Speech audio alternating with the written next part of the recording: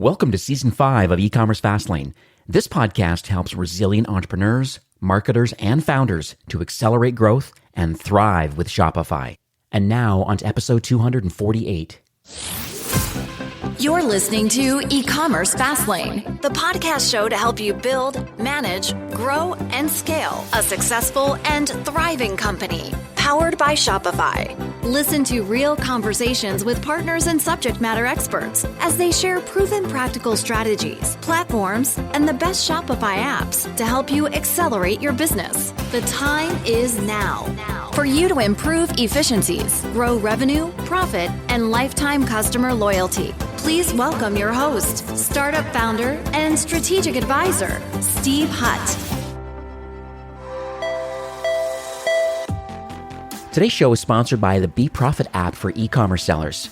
Need a clearer picture of your profit margins, or want an easier way to understand your ad spend, or looking for a fast way to analyze all of your Shopify store's data? Then the BeProfit app does it all for you. And like many of our listeners, I used to track a lot of my profits and expenses with all things like a spreadsheet. It worked for a while, but my store started to scale up and it simply wasn't a viable method to accurately measure the profitability anymore. And that's where BeProfit now changes all of that for Shopify brands. It's currently available right now in the Shopify App Store. BeProfit gathers vast amounts of data in a blink of an eye with an auto integrations to a lot of the top ad platforms, AliExpress, and a lot more. But what BeProfit does next is to translate all of your first-party, your Shopify store data into an intuitive and customizable all-in-one dashboard, providing you with valuable insights, and it really allows you to zoom in on the metrics that matter most to your brand. You can even take full control of your data by creating and exporting your own custom reports. So that's pretty exciting. Discover your most valuable products, their top performing ads, best customer cohorts, and so much more, all with the BeProfit's intuitive profit dashboard. Now you can visit beprofit.co and you can start a 7-day free trial, kind of kick the tires and see what this platform can do. Also, for eCommerce Fastlane listeners, you get access to an exclusive lifetime 15% discount. Use code FL15 on any BeProfit plan. So you get a 7-day free trial, 15% off for life. Check them out today at beprofit.co and use the discount code FL15. Well, hey there, my name is Steve Hutt. I'm Senior Merchant Success Manager here at Shopify, and welcome back to Season 5 of eCommerce Fastlane. Whether this is your first time listening or you're a weekly subscriber, I seriously appreciate you taking time today and listening to the show. And I know there's plenty of podcast choices out in e-commerce and direct-to-consumer, and the fact that you're here today really does mean the world to me, and I know it's really important for our featured guest today. Now, if this is your first time listening, this is an e-commerce show where we have honest and transparent conversations about building and thriving with your store powered by Shopify or Shopify Plus. Now, if you're an ambitious lifelong learner, which you likely are since you're here today, you're definitely in the right place. New episodes are available twice weekly, and they're available from your favorite podcast apps like Apple Podcasts, Spotify, Google Podcasts. We're now also streaming on Amazon Music and on YouTube, so go check that out. I also highly recommend that you get the full value of today's episode, that you click through from your podcast app and go to ecommercefastlane.com, where we have the show notes. And there you'll find a full show transcript, there's links, and then all the resources that we mentioned today. Now, in today's episode, my guest is Vishnu, who's the CEO and co-founder of a company called CustomerLabs, and they're at CustomerLabs.com. Now, they're a CDP platform that stands for Customer Data Platform. And what they do is they deal with first-party data. They help marketers, Shopify marketers, really to understand their customers better and really help them to double their revenue. I guarantee you this is a hot topic right now with the cookie apocalypse that's happening right now, what's happening with iOS 14.5 update, just blended ROAS and just not really knowing what to do to have a, CACs increasing. It's a crazy market out there right now and competition's increasing. So having a customer data platform and first party data is a very interesting topic. So hi, Vishnu. Welcome to eCommerce Fastlane. Hey, Steve. How are you doing? I'm doing excellent. And thank you kindly for being very flexible on the time zone difference. Me being in the West Coast in Canada, you being in India right now. I know that we're quite a few hours ahead, or I'm behind, you're ahead. But I just appreciate, where there's talent and where there's great platforms that are helping Shopify brands. I want to make sure that we make the time to get together and talk about problems you're solving. So number one, I want to just publicly thank you for making some concessions to be here today.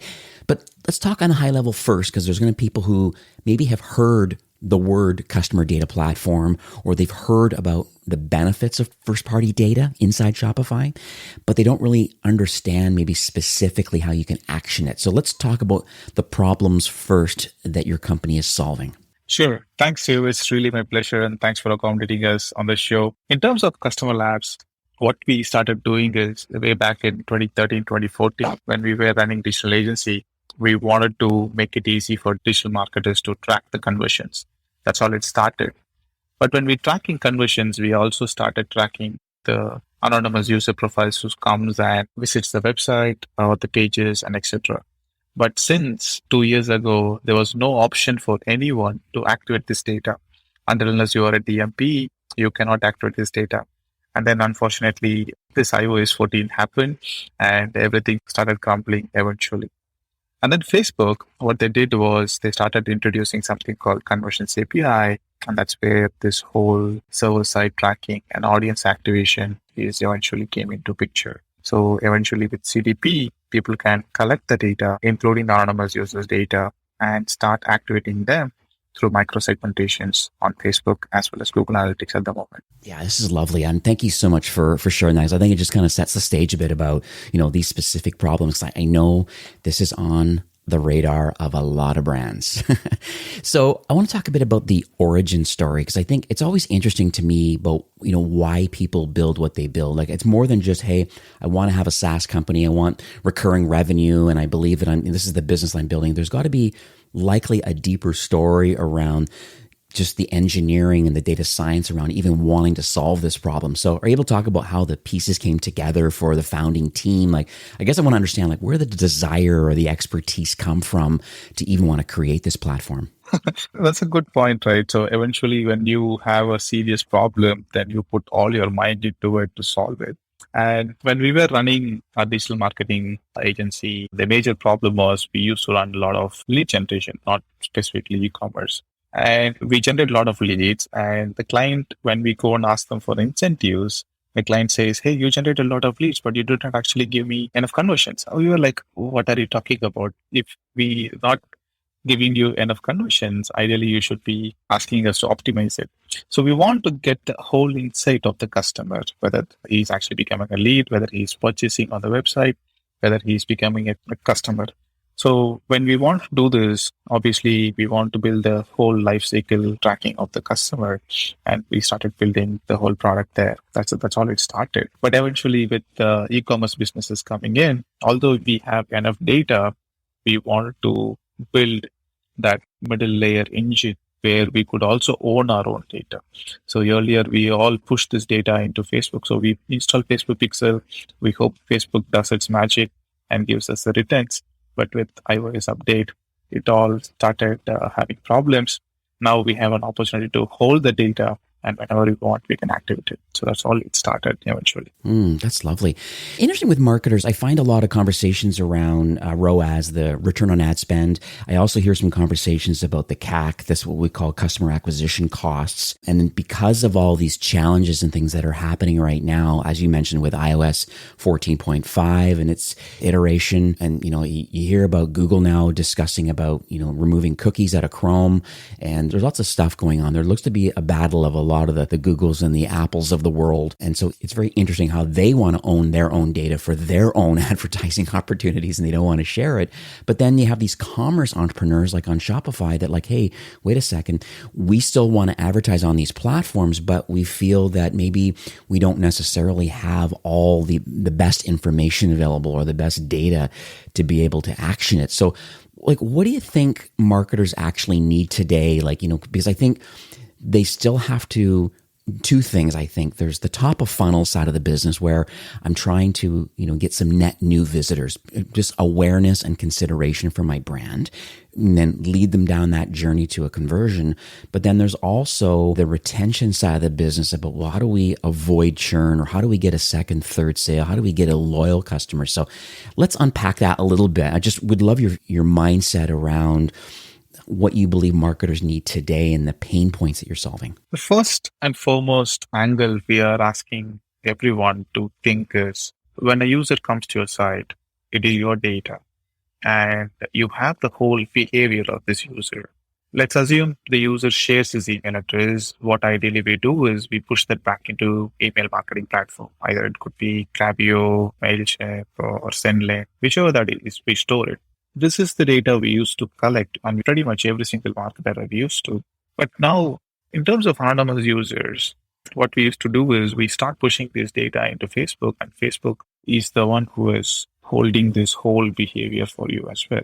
Now, if you want to bring the customer back again, you might have to go to the Facebook, and maybe 14 days or 21 days campaigns work perfectly fine. But beyond that, you are going to go and spend a lot of money on the top of the funnel. That is the actual issue. And the same guys who came to Facebook cannot be activated in other platforms. This is the major issue most of us are actually facing. And since the Facebook and Google were able to provide top funnel audiences pretty good 2 years ago, or maybe till last year, people are not worried about thinking this middle of the funnel campaigns.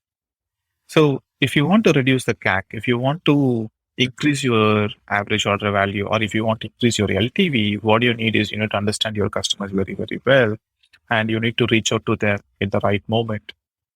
So for example, one of our customer who is a very big fashion brand in India, they run campaigns called multi-moment campaigns. So these multi-moment campaigns are basically, let's assume someone purchases top wear in last 30 days. What you can do is after 30 days or 45 days, they'll start showing offers for bottom wear. And similarly, the cross-selling, upselling options are quite high. And earlier, the only channel was email, and email open rates and responses, they're good. They are definitely good comparatively. But at the same time, when you can activate the audiences in multiple channels, why not? And those channels are nothing but now Google and Facebook with this. So when you combine all these multi-moment campaigns and customer lifecycle campaigns, automatically what you're seeing, your order value going up and your customer acquisition will also started going down in the long term. So 3 months, 6 months, 12 months, you would start seeing your business metrics going up and down pretty clearly there. That's lovely. And thank you for sharing that. I'm just doing a quick look right now on the internet because I've not really heard that term, the multi-moment campaigns. And so it seems to me that it's a very interesting touch point that is created based on that particular site visitor and in their journey in that brand. Am I correct on that? You're right. So in that journey, in that moment, and how do you personalize for group of users? Although we say about individual user personalization is impossible, but for the group of users, you always can.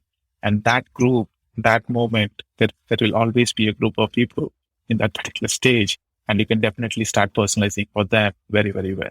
I see. Okay. So, what comes up a lot too, people say, well, what if I don't get the phone number or if I don't get an email address? So these are the anonymous visitors. And I've had other platforms, different, marketing people on talking about the known versus the unknown site visitor. And, I think stats have floated around saying that, 10% are known pretty much with a 2% conversion rate. And so there's like 90% of your site traffic are completely anonymous. There's no identifying information, at least given from that site visitor, being a phone number or email or even worst case, a push notification, some kind of opt-in of some sort. So how do you handle that, both the known and the unknown, and how does that relate to your platform and how you handle each of those types of site visitors? This is a great question, right? Because no one would have thought, why should we build a database for unknown users? No one actually thinking in that line. But what I'm saying is, stop thinking your anonymous audience like an email marketing list.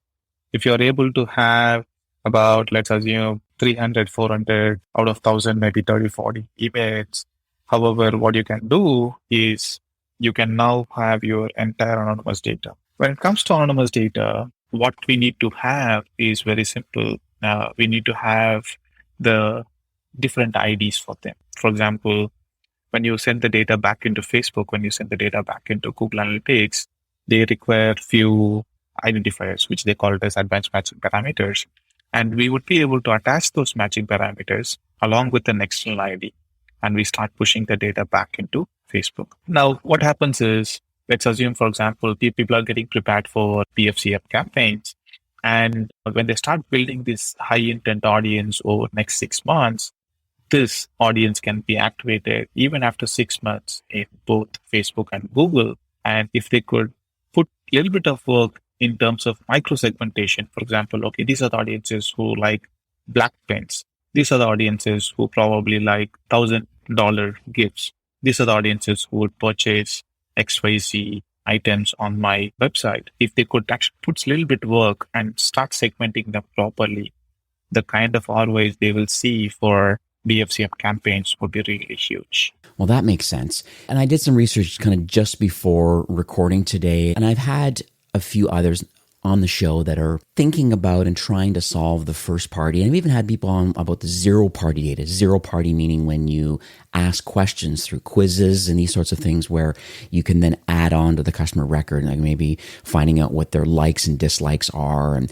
you can ask extra questions, maybe identifiable things that maybe you could use later. That's the zero party data where somebody is opting in to giving you information about them as the customer or not. At least you can concatenate it on together as part of that session, and then it's available as data to be able to action against. The first party data, which is what you're kind of handling right now, there are others that I believe are, available in the Shopify App Store, or you can just do a quick Google search and stuff like that. But I believe that you are, I guess, uniquely different. I mean, I believe there's a blue ocean out there. I think a lot of people aren't actioning their data, their first party data. They think and know it's important, but they just don't have a workflow and a platform that they can execute on. I think that's why you're here today, to say, listen, hopefully by the end of this podcast, you understand that there is benefits in understanding your first party data and then taking action on it, all with the mindset that I want to improve my return on ad spend through the ad platforms. I want to reduce my customer acquisition costs, like you said. A couple other, I don't want to throw out these vanity metrics, but average order value and lifetime value, these are all important KPIs for a brand to grow and scale. And I think that's where you fit into the mix. So let's talk about how CustomerLabs has been, I would argue, maybe intentionally differentiated from others that connect to Shopify stores. So I just would love to understand your mindset around that and what the platform is doing. Yeah. So our entire focus has been on mid-funnel audience. Just to reiterate, what we want to do is we are spending money on various platforms to create brand awareness at the top funnel. And these guys are coming to us. Let's take, for example, a small store, right? So for example, I spend money on hoardings and people actually see that hoarding and come to my store. The moment I come to my store, I have a sales guy who actually try to create that relationship and try to get that particular contact IDs. And the next time I go to the store, I eventually remember, okay, you have came in 2 months ago, 3 months ago, and this is what you're looking for, etc., etc. Can we replicate the same kind of experience for the users through CDP? And now the problem is the users don't come to our site once again without extra nudge. That nudge could be a phone call, the nudge could be a retargeting campaigns. And these guys came to your site, show the intent, and not coming back to the site. Now the question is, how far can we actually go? Can these retargeting campaigns right now in all these platforms perform very, very well for last 15 days or 21 days, which we call it as bottom of the funnel campaigns. But in the middle funnel, who had shown the high intent, cannot be activated at all. That's the area where we want to focus, because we have spent money to bring them into the store and we want to activate these audiences across the funnels. When they activate it, we cannot actually be generic about the offers. So we need to identify what's their interest, what they had looked at, and what is the offer it will work. That's where the whole segmentation comes into play. We segment the users into micro segments, and then we offer the personalized offer to them on Facebook as well as on Google, and then again bring them back into the funnel. This is the whole idea, is what you're trying to bring in the table at the moment.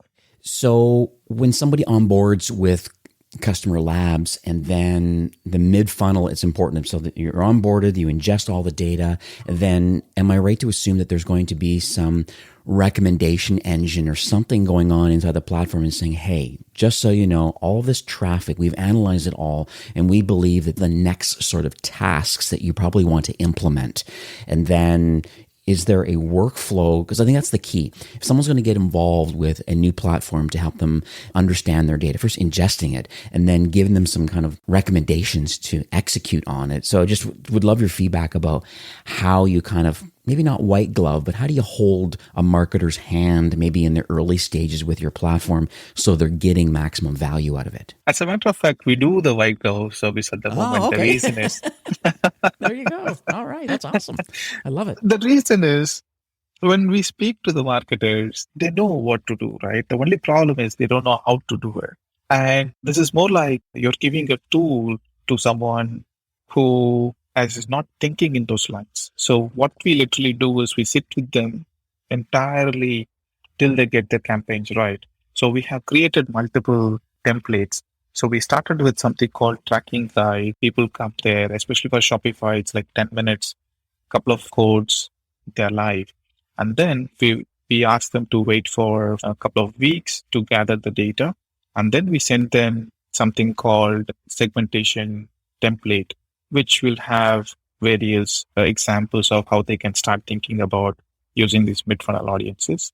And then from there, we would start focusing on, okay, how do you do the offers and how do you position the mid-funnel audiences and what kind of audiences we should use, what kind of audiences we should not use. All this data, we will, till that particular moment, we actually handhold them and guide them. This is what we do with every single client, by the way. So this is what you're calling the audience builder. So basically you're understanding the known and the unknown site visitor, and then we're making decisions on segmenting them and then coming up with a marketing plan about, is it an SMS plan? Is it an email plan? Is it an ad networks plan? You know, you still create your own creative, but at least you know whom you're going to be marketing to. And so the known customer who in mid-funnel where you've paid money to show at least some buyer intent, but the conversion was not there yet, I can see how that would be an interesting way of trying to recoup your initial investment to get them to come to the site to begin with. I get that part, especially if they're known now with either phone number or email. Does the platform work in the same kind of anonymous format? Obviously, I can't SMS or email them, but is there ways of still anonymously through a segment to be able to market to site visitors, shown some intent, not sure who they are, but I think Facebook knows or Google knows, but I don't know. Am I able to still market to those people, the 90% of the unknowns with intent? I don't know who they are, but is there ways of having that data sent back over through these session IDs and things that you talked about so that we can market to them? Absolutely. So okay, good. What happens in the background is we collect these IDs of this user. The moment they segment it, we refresh the segment back into Facebook and Google every single day or 3 days or 7 days, whichever the way they want. We would be able to do that. And the Facebook keeps this data fresh. We were able to match almost 75 to 80% of the audiences at any given point of time. So that's excellent. So then you get direct access to, that's a pretty high percentage of the 90% of the unknowns. I'm sure there's case studies and we'll probably put them in the show notes and stuff like that about, well, what happens based on the unknown and then the campaigns they ran against that. And all of a sudden the unknowns became, because, if they were known, that would be in the platform and that would be part of the journey, getting the second sale or loyalty or the initial, but, there was some kind of an opt-in, which is another whole conversation about how to effectively get opt-ins, another whole conversation another time. But if you don't have the opt-in through your email service provider or Just Uno or Privy or, Optimonk or whatever you're using to try and get an incentive to the site visitor in exchange for an Instagram handle, that's like Gatsby, or getting an email or phone, as a really good starting point. If you don't get that, which is typical, 90% are probably not giving you that sort of thing. And if that's the case, your platform really sounds very interesting to me. The fact we understand the unknown site visitor, maybe not specifically to a name, but it's synced back into Facebook. And then there could be some continued almost retargeting campaigns around the fact that you showed up. I'm not sure who you are, but I understand the buyer intent. So it's not just a generic retargeting campaign. This could be very specifically targeted to this one individual person. But as the vendor, as the merchant, I don't know who that person is. Facebook does, Google does, but I want to market to them. Am I on the right angle here? 100% right. So opt-ins, yes, it activates one more channel for the user, but like you mentioned, 90% of them don't opt in. We can still nudge them going back to the Facebook. And if you look at the whole data, Facebook holds your data for 28 or 30 days. But now we have capacity to hold your data literally forever. That's the difference. All right, I want to pivot a bit to a story right now because I think we're all very motivated. We're founders and entrepreneurs. I mean, I think a story really can educate and really inspire people to take action. And it would be awesome. Most people listening today, there's 20-some thousand people listening to this podcast now, and they want to learn about, okay, interesting first party data. I get it. Your platform sounds interesting and sounds like you have some great white glove kind of hand holding. That's awesome. Let's talk about someone else in the Shopify ecosystem, another brand that has made the choice to use your solution. Hopefully I don't put you on the spot here, but it'd be nice to be able to hear. I mean, I did see a few case studies on your website, but is there any one notable that you can talk about? Maybe they didn't have first party data. They knew it was important. They found you somehow, implemented your solution, with your white glove hand holding and some recommendations. I just was curious on maybe, just their journey and then kind of what happened on the other end with the end of the campaign, or did they continue on as a customer and kind of how things have played out? Absolutely. So we have a customer from Europe, and the name is CustomerLabs, and we reached out to their agency, and their agency is the one who started pitching this solution for the brand.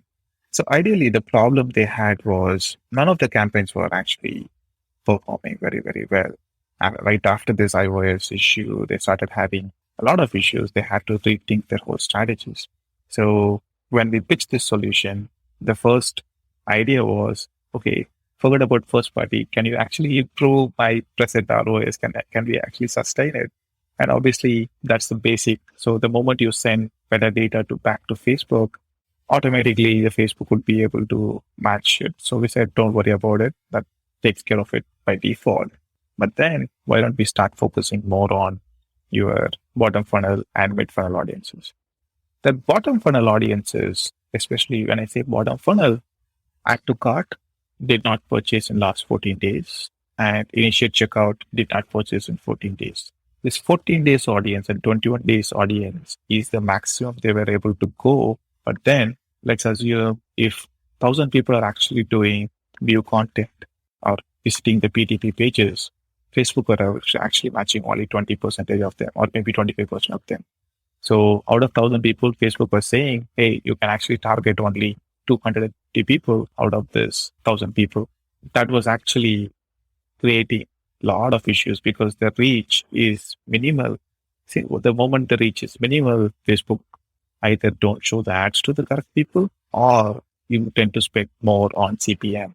This is what happened with them. After installing CustomerLabs, the first thing we did was to increase this audience. Out of 1,000, we were able to push that up to 700 to 750. That's the first step we did.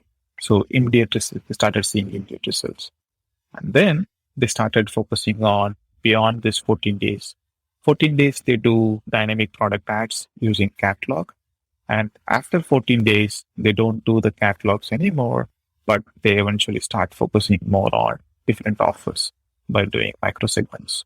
This is where eventually they started seeing the whole advantage. Apart from it, when we send the data back to Facebook, Facebook needs to identify that user to the maximum with the maximum probability. So for that, we have our own technology, which actually says, tell the Facebook, hey, Facebook, you can be 100% sure that this is the guy using the identifiers, and automatically Facebook would be able to match that particular event to that particular customer. So when you personalize the whole stuff, Facebook would be able to personalize that ad to that particular group very, very well. So that's how the whole loop has been covered. That's lovely. I was thinking about the CRO, this conversion rate optimization. You brought up a good point about the bottom of the funnel with this case, with this Herms Labs. And I get the exact same feedback from brands too. They're saying, hey, why is it that my add to cart, and probably on the unknown customer at this point, new site visitor, it could be second, third visit, but still unknown, their add to cart in the flow shows maybe 10% add to cart of total traffic. And then they see that the proceeded checkout in Shopify is 5%. It's like, wow, half of the customers dropped off. That's interesting. So they added to cart and didn't proceed. Are there things that we can work on, or how do we market to those people? And then in the end, it turns out that they have a 2% conversion rate. I'm just using some generic numbers, but it seems to be in that kind of way where you have a high add to cart and then half or less is the proceeded checkout. And then a significantly less is an actual final conversion. So are you suggesting that maybe CustomerLabs, I mean, this was a great case study, but CustomerLabs in general could kind of understand that checkout flow and going, hey, how do we market to those people where they're strictly just a browse and left, so they are an add to cart and then left, or they proceeded to checkout and went, especially on plus side where we have access to checkout.liquid, so we can actually see the fact that they went to the next step and started entering in their information and then got confused or busy, or there wasn't enough trust signals or whatever it was, and poof, they're gone. I just want to make sure that we understand, is there a way of marketing to the browse people, the add to cart people, and the proceed to checkout people? Exactly. So with our segmentation engine, we could do all these segments, different segments. And these are all typical bottom funnel.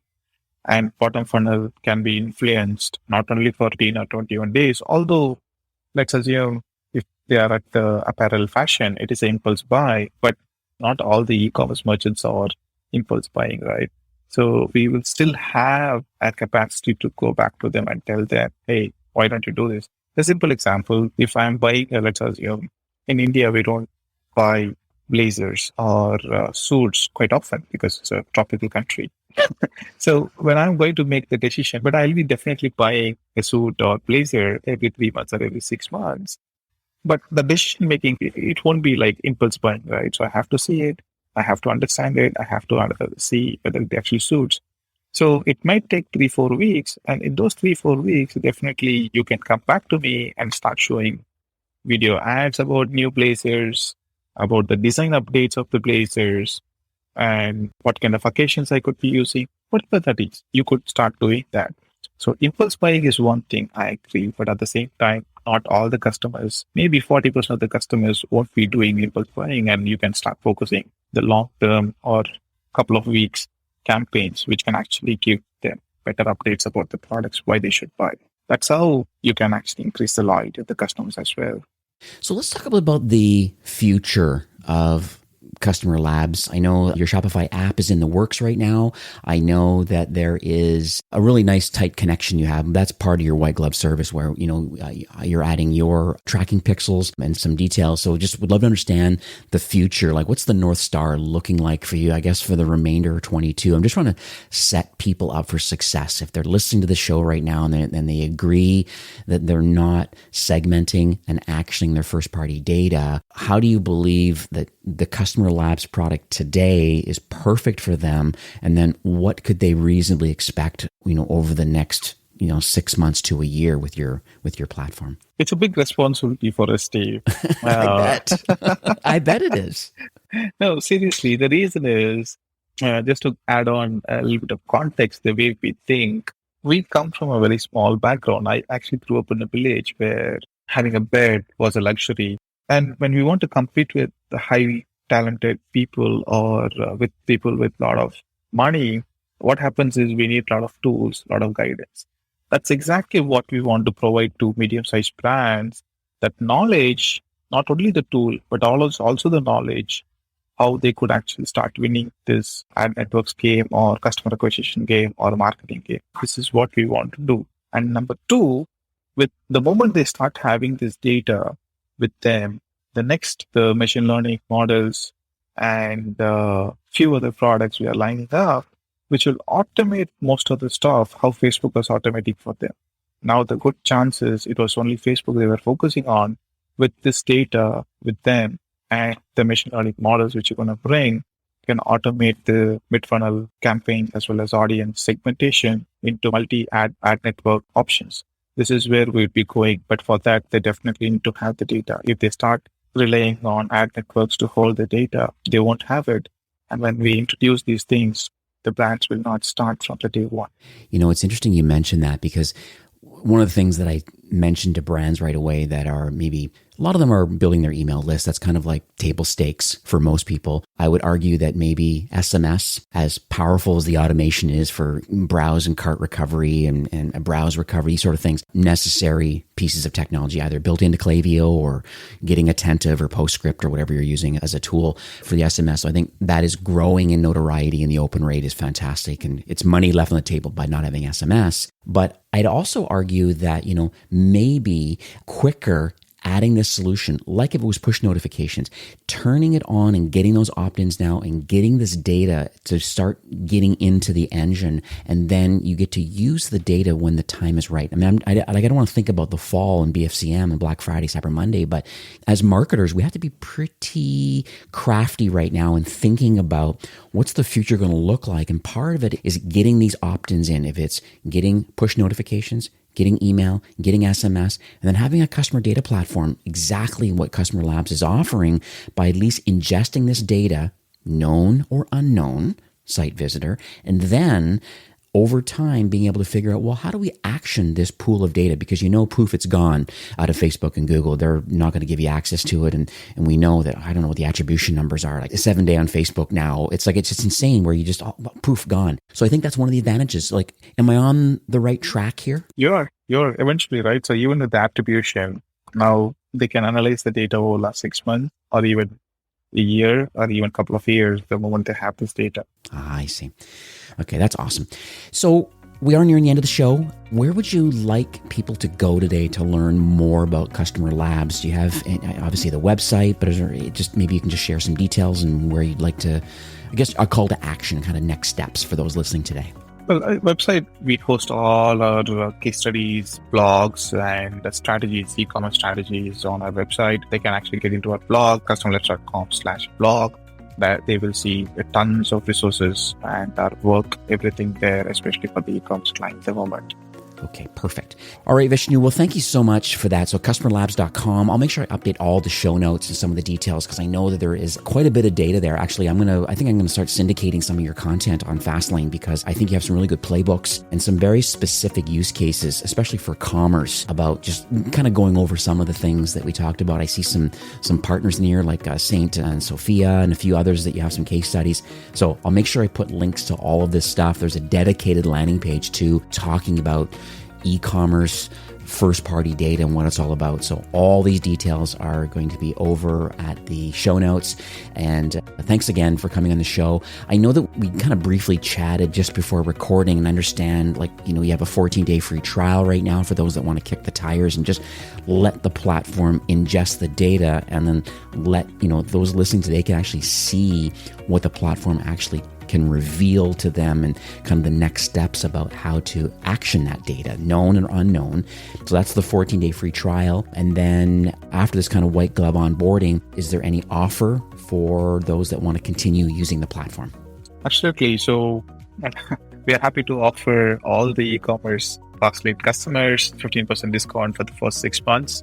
Definitely special onboarding assistance to help them understand how to use the first-party data strategy. Okay, beautiful. All right, well, I'll make sure I have all those details again in the show notes. So whatever app you're listening to or on YouTube, you can just click through to there, go to the show notes, have a peek, and they'll give all the details. I think your growth plan is quite affordable. I guess really depends on number of events and stuff, but really $100 a month seems quite reasonable as a decent starting point. So I think that's lovely. And then it just obviously goes up from there, just depending on number of sessions and the size of the database. But wow, it's a really good starting point.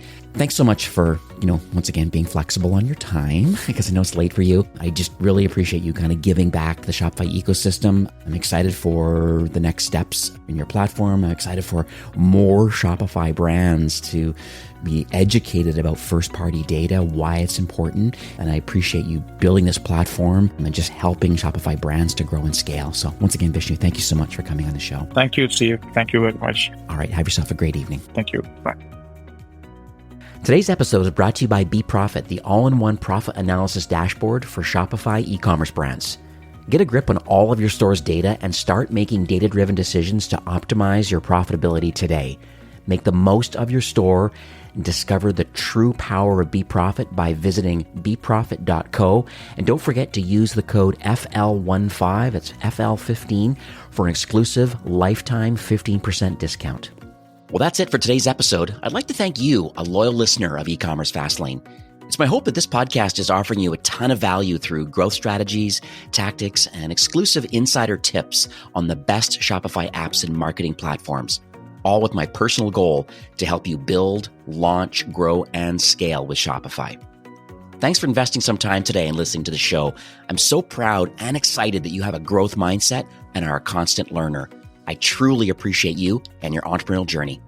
Enjoy the rest of the week and keep thriving with Shopify.